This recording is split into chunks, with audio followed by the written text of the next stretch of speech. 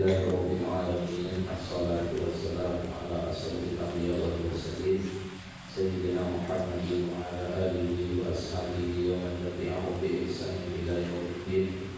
Rabbi shrah li sadri wa yassir li amri wahlul 'uqdatam min lisani yafqahu qawli. Subhanaka la ilma lana illa ma 'allamtana innaka antal 'alimul hakim.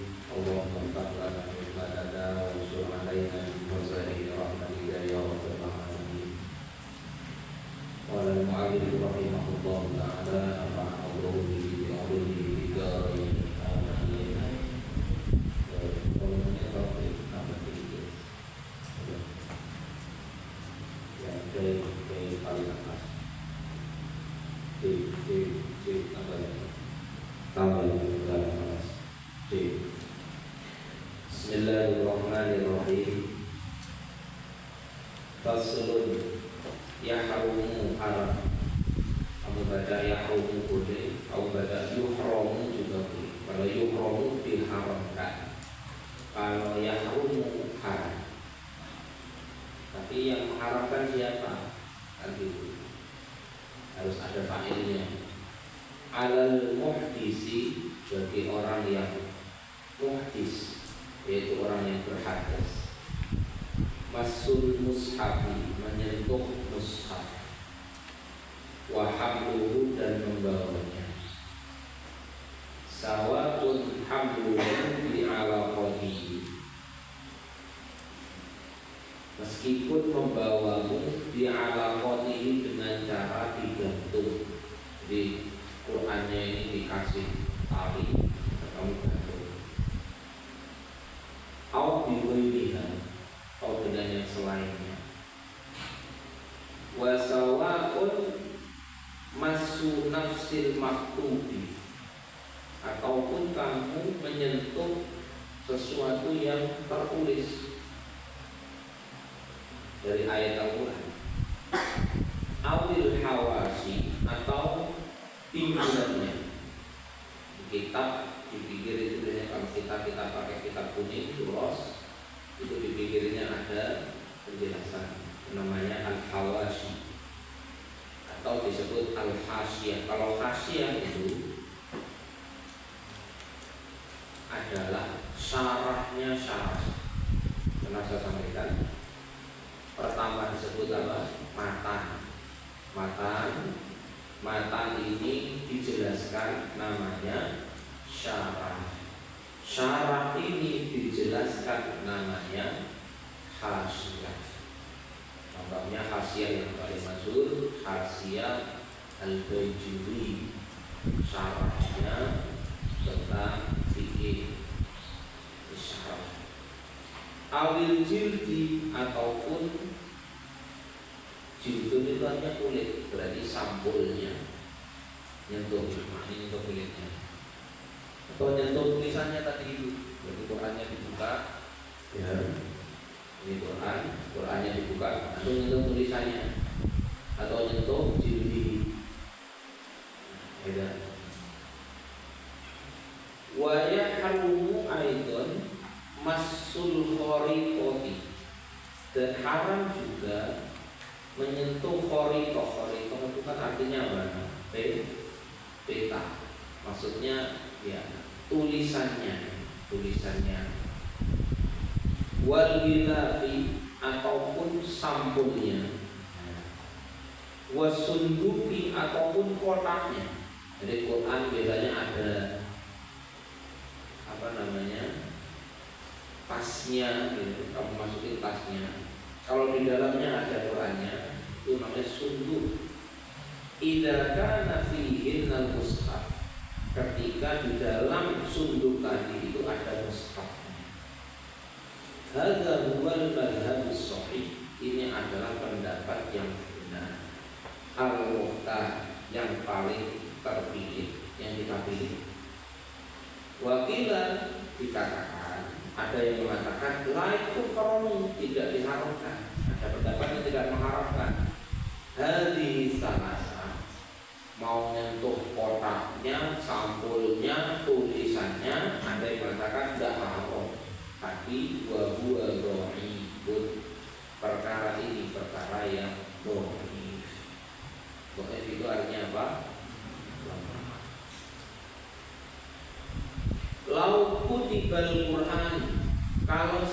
sesungguhnya Al-Quran itu tertulis filauhin pada sebuah papan, entah papan tulis, papan pengumuman, pokoknya tertulis di papan.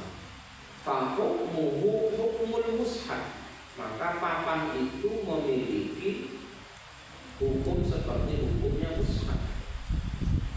Kalau lembaran kertas ini ditulisi tulisan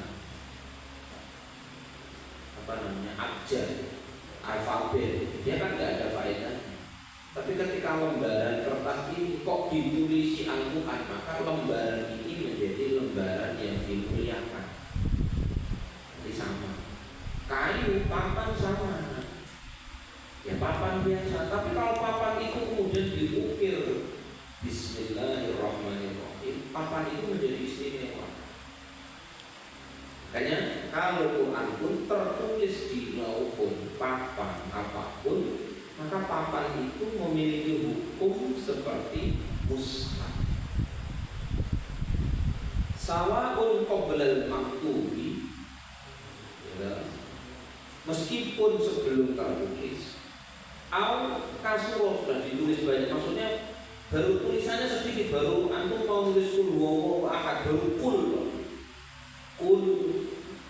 ini kan baru sedikit ini dua, ya. Ataupun sudah tulisannya dua, hatta laukana ba'du ayatin, meskipun seandainya itu hanya potongan-potongan ayat, atau kutiba lidirosati, ditulis di pelajaran-pelajaran. Di kitab kita itu banyak sekali potongan-potongan ayat. Kalau kita nyentuh di situ ya haramun masul lauhi, maka haram hukumnya menyentuh papan tersebut. Ini ada apa Ustaz? Kok orang berhadas tidak boleh megang Quran? Ini kenapa? Nah, kita akan timbul pertanyaan. Kenapa? Akan timbul pertanyaan. Orang berhadas kok tidak boleh menyentuh mushaf itu? Kenapa? Kita akan timbul pertanyaan besar. Nah, ini untuk membedakan bahwasanya tulisan yang tertulis dalam huruf-huruf Arab ini bukan tulisan sembarangan. Yang kamu baca setiap pagi itu bukan bacaan sembarangan. Yang kamu hafalkan setiap pagi, setiap maghrib itu bukan hafalan sembarangan. Ya. Ada ritual khusus. Sebelum menyentuhnya ada ritual khusus. Beda dengan buku-buku pelajaran lain, kitab-kitab pelajaran yang lain yang kita bisa memegangnya, membukanya, membacanya, mengambilnya tanpa harus ada ritual. Karena apa? Al-Quran ini beda. Sehingga perlakuannya berbeda. Paham? Baik. Kalau kita menyaksikan hari ini ada orang hebat, tokoh, datang, disambut, digelarkan karpet merah, disambut dengan iring-iringan bendera, dihormati. Kenapa? Orang itu menunjukkan apa berarti? Orang yang istimewa. Betul? Ya, kiai besar, tokoh, alim, ulama datang ke kita semua. Kita pasti akan berbondong-bondong, berduyun-duyun untuk nyamperin kiai tadi guna untuk memberikan penghormatan. Oh, ini kiai besar. Beda kalau yang datang pengirim air, tukang paket, pengirim air. Padahal yang nyamperin cuma Ustaz tambahan toh, karena mau bayar. Berarti kan dia biasa. Betul ya? Dalam hidup kita itu juga gitu. Ada sesuatu yang itu benar-benar dimuliakan, dihormati. Ada sesuatu itu yang biasa saja. Nah, Al-Quran di sini menunjukkan betapa Al-Quran ini tidak sama dengan buku-buku kamu. Tidak sama dengan buku-buku bacaan yang lain. Karena dia adalah kalamullah, gitu. Dua kalamullah. Al-manqulu ilaina bitawattur. Al-Quran dua kalamullah. Al-munazzalu ala Rasulillah. Al-mu'jiz, sebagai mukjizat yang turun kepada Rasulullah. Al-manqulu ilaina bitawattur, sampai kepada kita dengan jalur yang sangat mutawatir. Kemudian al-muta'abbadu bitilawah, bernilai ibadah bagi yang membacanya. Ini Quran itu begitu. Makanya nyentuh saja harus dengan wudu, ada ritualnya. Kalau anak-anak tahu di dalam tradisi Jawa, tradisi orang Jawa, mereka kan yang kencang mengikuti klenik punya pusaka disebut jimat. Kalau nanti malam satu suro, biasanya malam satu Muharram, ini pusaka-pusakanya ini dimandikan pakai air kembang 7 rupa. Itu ditaruh, dibungkus pakai kain putih, kain mori. Itu sebelum dimandikan itu dibungkus, kemudian dimandikan dengan air kembang, kemudian ditaruh di tempat yang ada wangiannya. Itu diperlakukannya istimewa.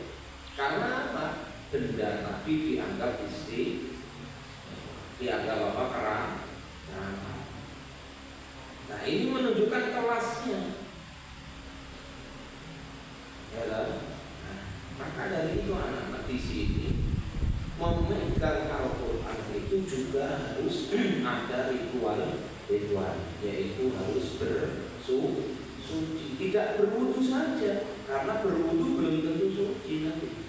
Jadi memastikan wudu kita itu benar-benar suci. Kamu berwudu, kukumu panjang.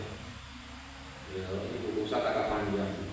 Karena saya tidak mau kuku ini kota, insya Allah besok panjang. Dan ternyata di bukumu tadi itu ada apa namanya, kotoran tanah hitam. Yang kotoran itu menghalangi karena itu sudah berwudu, tapi bisa jadi tidak sah wudunya karena adanya kotor. Yang bukunya panjang-panjang itu dibersihkan, kotoran-kotorannya itu sokrek begini. Biar kalau wudu air bisa masuk. Kayak itu. Quran itu begitu, makanya kadang Ustaz melihat santri kalau mereka Quran masih diceng-ceng begini, Ustaz ingatkan ayo bawanya yang sopan. Itu Quran. Bawamu yang baik, naruhnya jangan di lantai, bawanya yang benar, ngambilnya yang benar, kamu naruhnya yang benar, mulai bukanya mukadimahnya yang benar. Karena Quran itu istimewa. Al-Quran itu istimewa. Makanya lembaran ini kan sebenarnya kertas biasa. Ini kertas biasa nih. Ya, kenapa kertas ini jadi istimewa? Karena ketempelan ayat-ayat Al-Quran. Tadi papan juga gitu, papan kayu itu sebenarnya biasa. Kamu punya triplek biasa. Tapi ketika triplek tadi itu terukir ayat Al-Quran, triplek tadi itu menjadi tidak biasa. Dia punya keistimewaan. Itu gimana kalau seandainya hati kita tadi itu terpaut dengan Al-Quran. Hati kita isinya adalah Al-Quran. Istimewa dan hati kita jadi. Suara kita yang kita keluarkan adalah lantunan Al-Quran. Suara kita istimewa. Istimewa. Telinga kita untuk mendengarkan Al-Quran yang kita dengarkan istimewa. Melihatnya begitu. Melihatnya begitu. Begitu jangan kayak baca ini tidak sama. Ya, ini cara pandang. Nek kamu mau ngapal Quran, ya, nek mau baca Quran, anggap ini adalah kalamullah. Tidak sama yang kamu baca dengan surat dari seseorang yang paling hebat sekali itu tidak sama. Karena ini adalah apa? Al-Quran. Ya, ini Al-Quran. Makanya yang kemarin ujian Quran banyak yang belum lulus, gitu ya. Ini Ustaznya sebenarnya sepi lihat hasil ujian itu. Banyak yang nggak lulus, yang lulus masih sedikit. Ini segera ditambah, yang masih rosit di jus-jus tertentu ditambah. Nah, bisa tak bisa? Nek kita mau sungguh-sungguh serius bisa. Ya ada yang tidak bisa di sini. Tidak semuanya bisa. Kalau kita mau, karena kaidah kita apa? Manjat dan manjat. Nah, saat pengajian juga usah clear juga. Ini kamu harus selesai targetnya 6 juz atau 9 juz yang aja. Bisa. Setelah Ustaz Mahdi, setelah Ustaz Saiful, setelah Ustaz Jafar. Bisa. Kok kamu tidak bisa? Berarti kamu masih belum jadah. Masih belum apa? Jadah. Karena prinsipnya kaidah yang kita pakai apa? Manjadah wajahnya. Kamu serius, sungguh-sungguh kamu bisa. Nah, ini benar, saya merasakan betul seperti ini. Jadi di dunia ini itu sebenarnya tidak ada yang sulit kalau kita mau belajar. Ujian lisan, ujian tulis, kita alhamdulillah sudah berjalan 1 pekan, tinggal 1 pekan lagi. Soalnya kok banyak sulit, sampai jamnya habis belum dikumpulkan. Belum dikumpulkan karena belum selesai. Makanya sulit lah soalnya. Memang sulit lah soalnya. Alhamdulillah kamu kesulitan, berarti kamu mikir. Kamu bilang nggak tahu, saya jawabnya ngamuk. Ya, jawabnya apa? Ngamuk.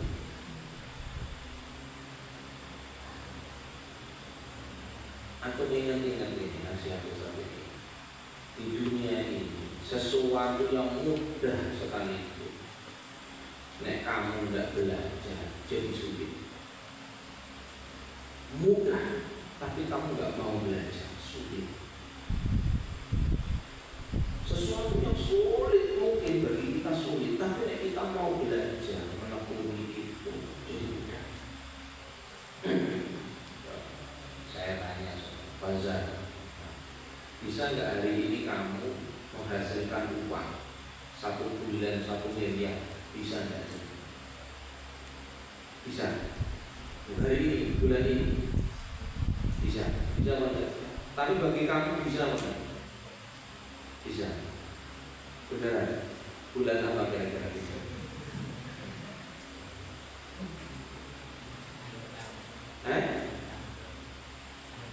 Akhir tahun per bulan 1 miliar. Yang susah kan? Karena dia belum tahu ilmunya, tidak belajar ke sana. Jadi untuk menghasilkan 1 miliar sebulan itu jadi sulit. Gimana Ustaz?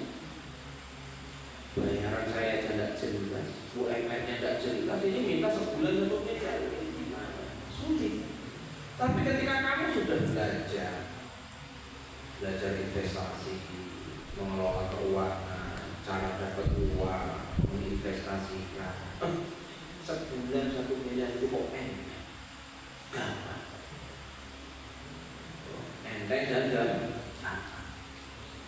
Ya coba bayangin, ada orang gaji per hari itu 6 juta. Ya loh, orang gajinya per hari berapa? 6 juta. Ada apa enggak? Ada, hari ini ada. Orang punya dapur MBG itu per hari 6 juta deh. Per hari itu 1 dapur. Ya kan?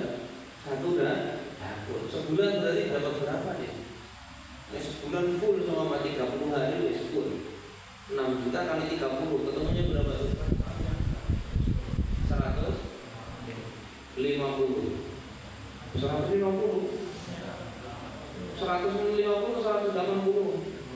6 kali 3 berapa? 18 berarti 180 juta sebulan. Kalau dia punya 10 dapur RBB berapa dia sudah? Sebulan dapat berapa? 1 miliar berapa itu sudah?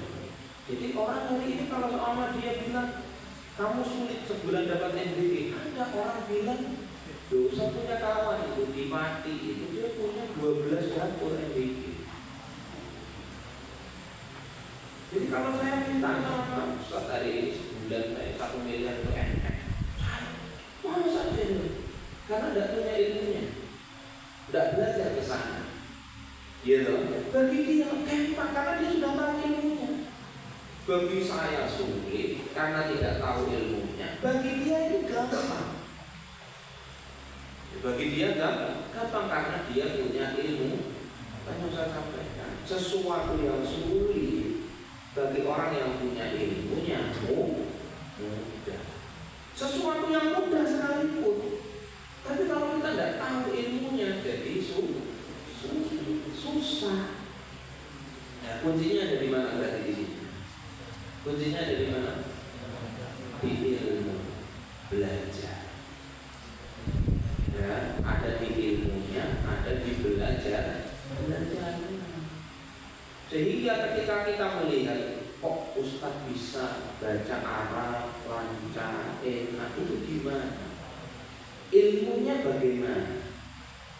Ya, itu gimana caranya? Belajar. Kuncinya di situ. Sehingga yang bagi seseorang itu sulit itu menjadi mudah bagi sebagian orang. Yang bagi sebagian orang itu mudah jadi sulit karena dia tidak tahu ilmunya. Nah, coba antum seumpama disuruh operasi awas, tiba-tiba ditarik ke dokter spesialis bedah, disuruh operasi ibu hamil, suruh operasi sesar. Kamu nggak tahu ilmunya. Gimana yuk? Kita mulai dari apa? Disembelih aja, sembelih dulu. Jadi karena dia nggak tahu ilmunya. Operasi sesar jadi sulit apa enggak, Mas? Sulit karena nggak tahu ilmunya nih. Gimana nih? Dibedah apanya? Disobek apanya? Luarkan bayinya gimana? Otak kita nggak nyampe ke sana. Betul? Tapi bagi dokter spesialis bedah, udah makanannya tiap hari, kita anestesi dulu dong. Seret. Ya sampai 5 menit dijahit selesai. Bagi dokter itu, wah itu gampang, perkara kecil. Itu sudah santapan saya tiap hari. Bagi Fawas susah, karena Fawas tidak tahu ilmunya. Bagi dokter spesialis bedah, gampang karena dia sudah tahu ilmunya. Padahal bagi seseorang itu susah, tapi bagi seseorang mudah. Kuncinya ada di mana? Ilmunya. Ya kan? Ilmunya. Ini penting di sini. Al-Quran juga sama. Quran itu mudah. Karena Allah sendiri yang bilang mudah. Minggu lalu hari Kamis Jumat, Ustadz ke Solo ikut pelatihan sekolah untuk lansia. Lansia itu kepanjangan dari apa? Lanjut usia. Berarti lanjut usia itu ya orang-orang usia di atas 60 tahun. Itu namanya apa? Lansia. Ini data dari beberapa statistik. Orang itu ada namanya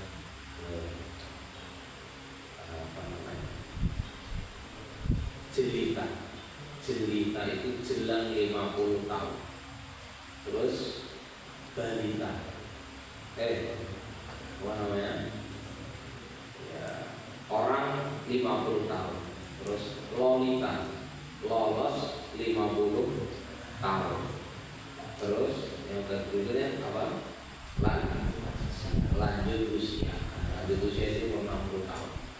Ada usaha pernah berkunjung itu ke Semarang, usianya ibu-ibu lansia. Ya Ustazah ini juga punya majelis taklim yang isinya lansia di perumahan sana. Ibu udah sepuh tapi semangat ngaji. Kita sampaikan nek mau ngajar.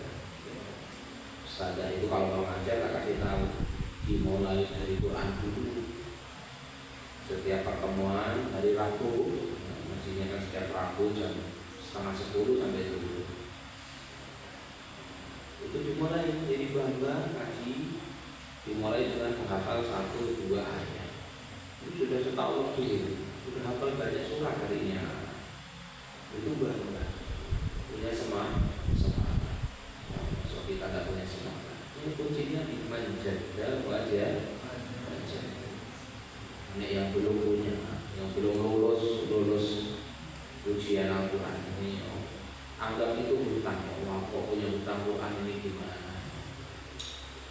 Harusnya malu, harusnya apa man?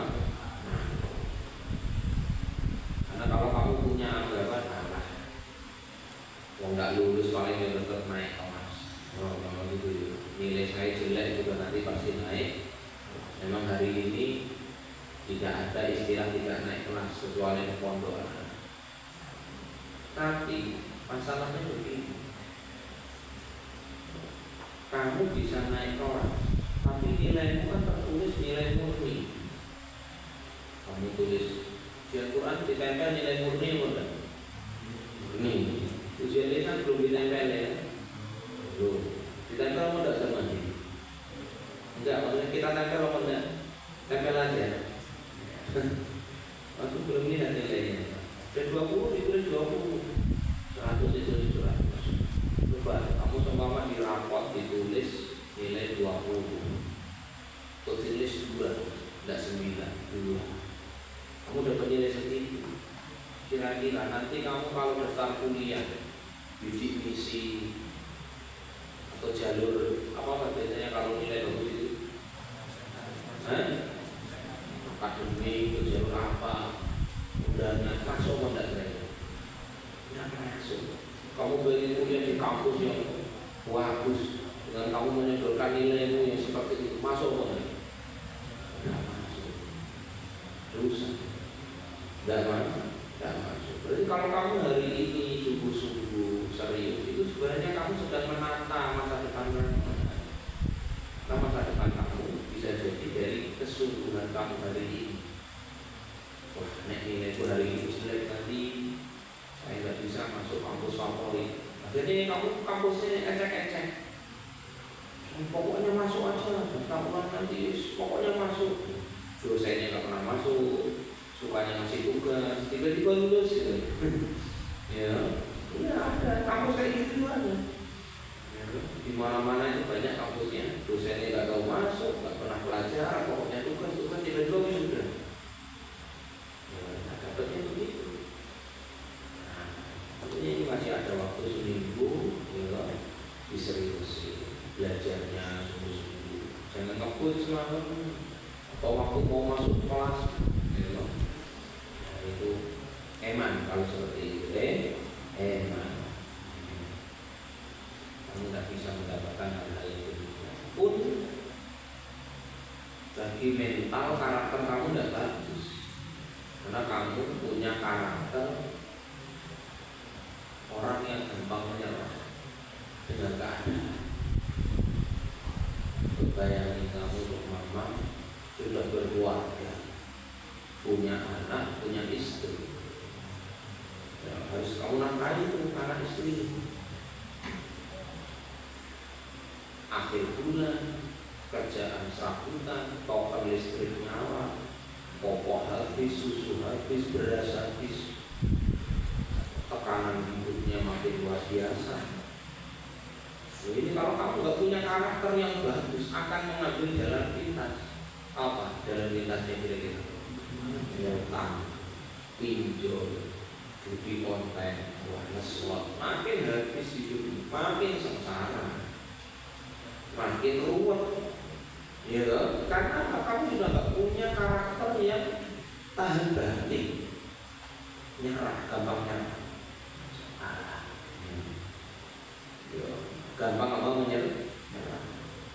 Nah ini karakter tidak bagus seperti ini kan. Karakter gampang gelimbosi, gampang nyerah, itu benar-benar karakter tidak bagus. Jadi santri tidak bagus, hidup bermasalah tidak bagus. Ya mentalnya bukan bermental mandiri dan maju, tapi mentalnya mental gelimbosi. Itu ditaruh di tempat yang paling bagus sekali itu gelimbosi ini. Ditaruh di kota besar gelimbosi juga. Karena mentalnya dia itu mental gelimbosi. Dimulai dari mana? Dari kita. Ya, ini makanya kalau kamu terpengaruh sama temanmu malas. Temanmu mau pindah ke mana? Haruslah belajar. Nanti kalau hidupmu tidak enak, temanmu itu tidak akan bertanggung jawab. Kamu ikut-ikutan teman, apa yang kamu belajar? Yang bertanggung jawab hidupmu itu kamu sendiri ya. Nanti kalau hidup kamu tidak enak, temanmu juga kamu bertanggung jawab. Ini gara-gara kamu. Saya begini, punya mental tidak bagus ini gara-gara kamu. Tidak akan temanmu itu bertanggung jawab. Dia akan nasi-nasi. Wong kadang sama saudara kandung aja hidupnya nasi-nasi. Kamu yang hidup sendiri, saya sendiri, padahal kandung, apalagi hanya sekedar teman. Ya, ini kadang seperti itu tidak bagus. Di Al-Quran akan disebutkan seperti itu, ya. Tidak bagus. Ini makanya jangan diturutin seperti itu. Wah, ini teman saya kok ngajak kepada kejuran kehancuran itu gimana? Maksudnya gimana? Sodi buka man abukaka laman abhaka, yang bukan yang menertawakan, ngajak kamu nangis, bukan berarti nangis. Terus sampai kamu benar-benar gitu. Nah, itu sodi buka. Au man yadulluka ala khairi. Temanmu itu adalah orang yang menunjukkan kamu kepada kebaikan. Itu temanmu. Wah, temanmu kok jeluntromo, kalau bahasa orang Jawa. Tahu jeluntromo? Dijongkrok, dorong kamu supaya kamu itu kerja. Itu bukan teman seperti itu. Teman itu namanya musuh dalam Islam. Orang menggunting dalam lima. Ini tak benar seperti itu. Tidak benar. Karena kita ini yang menjalani hidup kita. Kamu menjalani hidup kamu sendiri. Ustaz juga sama menjalani hidup Ustaz sendiri. Kamu juga sendiri. Jangan ikut-ikutan kalau ada teman ngajak kesesatan. Kamu sesat sendiri. Diajak kabur ya jangan mau. Kamu kabur sendiri. Nanti aku digundul biar kamu tahu. Kamu ngajak-ngajak saya, akhirnya digundul rame-rame. Kan gitu gambarannya. Beneran enggak Ustaz ngomongnya? Bener kan? Akhirnya tetap bertanggung jawab pada individu. Tetap tanggung jawab pada individu. Enggak bagus. Jadi mental kamu tidak bagus, karakter kamu tidak bagus. Akhirnya menjalani kehidupan kamu tidak memiliki karakter pejuang, karakter orang yang pantang menyerah, karakter yang gelimbosi, gitu. Mentalnya mental bermental tidak benar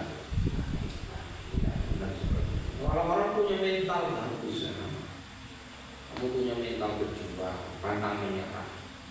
Kamu ditaruh di tempat paling terpencil sekali itu, kamu akan hidup.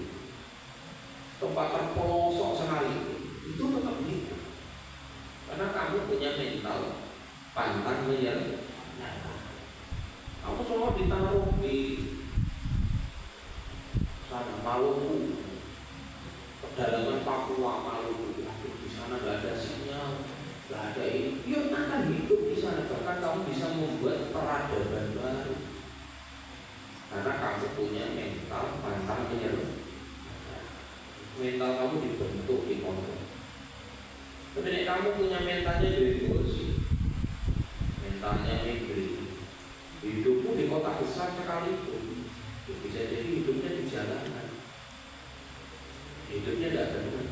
hidupnya tidak baik. Paham ya? Alhamdulillah. Ini untuk kita meskipun kita ini di pelosok di tempatnya ini kita penting. Ini terpenting apa enggak kalau kita ini? Pelosok jauh apa enggak? Kita pernah kelaparan apa enggak di pondok ini? Ada yang pernah kelaparan? Waktunya makan 3 hari nggak makan, ada yang pernah? Tidak ada. Siapa aja kalau Ustaz mau tahu 3 hari kelaparan satu pondok, 3 hari nggak makan, ada apa tuh? Mau cerita apa enggak? Nggak ada ya. Sepelosok-pelosoknya kita makan 3 kali sehari itu masih jangkau. Air masih terpenuhi. Tapi kita ini kosong. Dan setiap tahun alhamdulillah kita bisa berkorban setiap tahun. Insya Allah tahun ini ada 1 sapi, 4 kambing insya Allah. Nanti tambah ada 20 kambing insya Allah. Gimana? 2 kambing guling enggak? Ya? Gimana nih Wan? 2 kambing guling? Iya, bisa kan? Tapi panjangin dulu rambutnya. 2 kambing guling. Seminggu rambutmu bisa panjang 20 cm 2 kambing guling. Gimana? Bisa enggak? Ya Allah. Ini bagian kesyukuran karena bagian kesyukuran kita. Dan daripada teman-teman ustaz ini, masya Allah, hidupnya banyak yang ditolak. Masjid aku dapat berapa? Hari ini 1 kambing ustaz. Oh iya lah. Padahal di kota ustaz pergi kelas. Gimana? Daerah sini dapat kambing berapa? Nah, kambing 6 sapi, tapi tidak ada bisa. Kok kalah? Untuk saya itu di pelosok. Ini sapi sudah 1, kambing 24. Gimana? Ini gambarannya rezeki begitu anak. Tapi nek orang hidupnya di kota dan mencari, dia punya mentalnya tidak baik. Udah ada. Baik itu apa? Karena jatah rezeki kita itu sudah dijamin oleh Allah Subhanahu wa Ta'ala. Patungannya dapat berapa Ustaz? Zaidan? Patungan dagingnya. Ada orang ikut patungan daging bang 50.000, 20.000, 500.000, terkumpul 3.100.000. Sudah dapat 1 kambing lagi itu. Sudah dapat 1 kambing lagi. Masya Allah. Ini namanya apa? Rezeki. Jadi kalau khawatir kita ini dijamin rezekinya oleh Allah. Tugas kita itu berusaha. Ustaz pernah lihat tulisan di truk itu benar memang benar tulisan di truk itu. Rizki itu jatah, usaha itu ibadah. Nah, ini tidak tahu tulisannya siapa ini di truk itu. Gimana tulisannya tadi itu? Rizki itu jatah. Sementara berusaha itu ibadah. Kamu berusaha itu ibadah, bekerja itu ibadah. Tapi jatah rezeki itu sudah dijatah oleh Allah. Makanya di dalam surat apa ini? Awal dari juz 10. Wa ma min dabbatin fil ardi illa 'ala Allahi rizquha. Tidak ada sesuatu yang hidup dabbah di atas bumi ini kecuali rezekinya pasti sudah dijamin ditanggung oleh Allah. Sudah ditanggung. Rezeki itu sudah dijatah, sudah ditanggung oleh Allah. Tapi kamu berusaha untuk mendapatkan rezeki itu ibadah. Berusaha dapat ilmu ibadah. Belajar itu berusaha apa? Ibadah. Ilmu kamu itu rezeki, jatah itu sudah dijatah oleh Allah. Tapi kamu berusaha belajar, menghafal, itu ibadah. Jangan kamu kira duduk pojok di situ, pojok di sana, atau di pagar sana sedang ngapal uang itu nggak dianggap ibadah, itu ibadah. Karena usaha kita itu ibadah. Karena rezeki kita sudah dijatah oleh Allah. Kamu usaha saja biar dijatahnya makin besar oleh Allah. Baik itu, ya. Baik, nanti sama panitia bisa disiap-siapkan insya Allah. Nyatanya hari apa Ustaz? Ya? Kamis malam Jumat. Insya Allah nanti disiapkan semuanya. Mudah-mudahan bisa sampai hari ini. Hari Selasa kita akan puasa Arafah. Sunnahnya ini anak-anak, ini sunnahnya bulan Dzulhijjah tanggal 1, dari tanggal 1 bulan Dzulhijjah. Itu sunnahnya kita itu sunnah takbiran. Ini sunnahnya. Tapi takbiran itu nggak perlu pakai speaker. Takbiran pakai speaker ya didatangi orang kampung nanti. Oh sudah takbiran sesat pondok ini. Takbiran itu di sendirian. Saya menyaksikan sendiri. Saya punya dosen itu. Dia kalau sudah masuk tanggal 1 Dzulhijjah itu, dia kalau mau sholat bangunin kita ke kamar-kamar itu sambil takbiran. Jadi takbirannya itu dari tanggal berapa? 1 sampai nanti tanggal 13 hari Tasyrik. Tapi belum menjadi adat di masyarakat kita. Masyarakat kita itu ya takbirannya di hari raya. Jadi kamu santri, ya, lagi duduk sendirian, takbir pelan-pelan kan?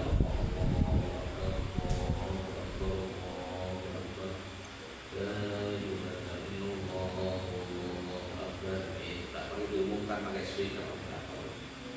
Itu sebenarnya. Di tanggal 10 kita nyembelih sapi, tanggal 11 kalau kita nyembelih kambing. Sekaligus malamnya kita nanti berjamaah insyaallah. Faslun idza tasaffahal muhdis awil junub wallahu a'lam. Bacanya tidak usah banyak-banyak. Ini Ustaz, ini harusnya kan ujian ini Ustaz ikutkan karena tadi malam Ustaz itu mimpi tidur, mimpi ketemu guru saya, saya. Dia masih hidup. Kamu tidak ngaji lagi, kita tapi dia kasih baca lagi, langsung bangun dari malam itu. Ini sebagai dia tidak sebagai syarat. Ustaz bacakan Al-Fatihah kamu guru saya. Nah, mungkin beliau sedang membatin saya nggak ngaji. Dan kalau kamu ngaji, rezekimu sudah ditanggung oleh Allah, nggak usah khawatir. Pokoknya ngaji. Justru kalau kamu nggak ngaji, nggak ngajar, malah nggak punya uang. Dosa seperti itu merasakan. Ustaz nggak ngaji itu rasanya nggak punya uang. Tapi kalau sudah ngaji itu uang itu datang dari berbagai arah.